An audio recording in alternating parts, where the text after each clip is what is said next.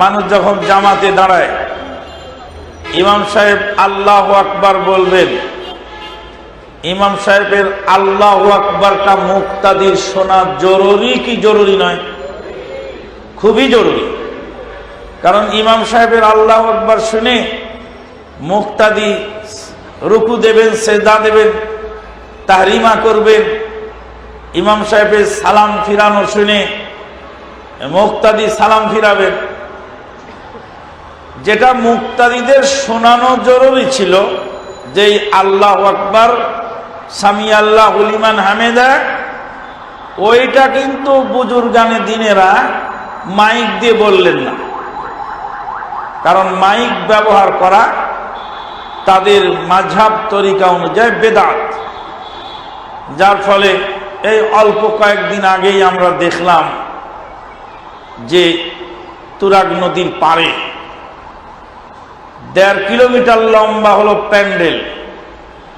প্রথমে ইমাম সাহেব আল্লাহু আকবার বলছেন, পিছনের মুক্তাদি পিছনের মুকাব্বির বলছেন ইমাম সাহেবের পরে আল্লাহু আকবার, তারটা শুনে পিছনওয়ালা বলছে, তার পিছনওয়ালা বলছে, তারটা শুনে তার পিছনওয়ালা বলছে।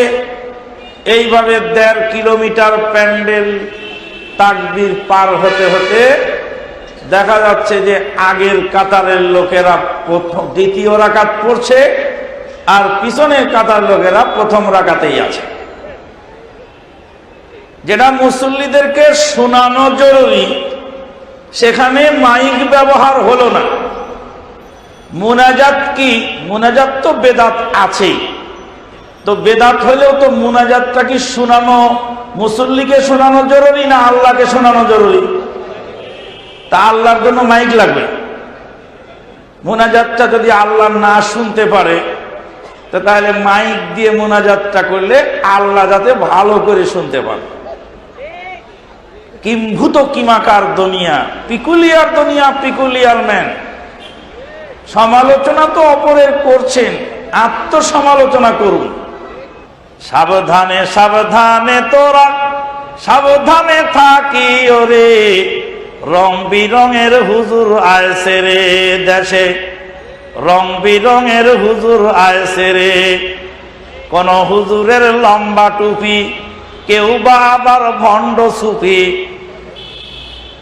কোন হুজুরের লম্বা টুপি, কেউ বা আবার ভণ্ড সুফি।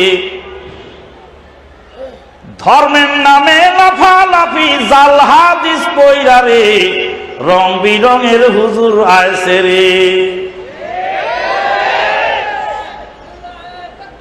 কোন হুজুরের দাড়ি কাটা, কারো বা আবার অল্প কয়টা, শেষ করেছে পানের বাটা হাকিম জর্দা খাইয়া রে, রং বিরঙের হুজুর আইছে রে। হ্যাঁ, দেখেন নাই হুজুর জেকেরের নামে লাভ দিয়ে গাছে ওঠে? গাছে তো ওঠে এসকে দেওয়ানা হয়ে, কিন্তু কাঁটাওয়ালা মাদারের গাছে ওঠে না।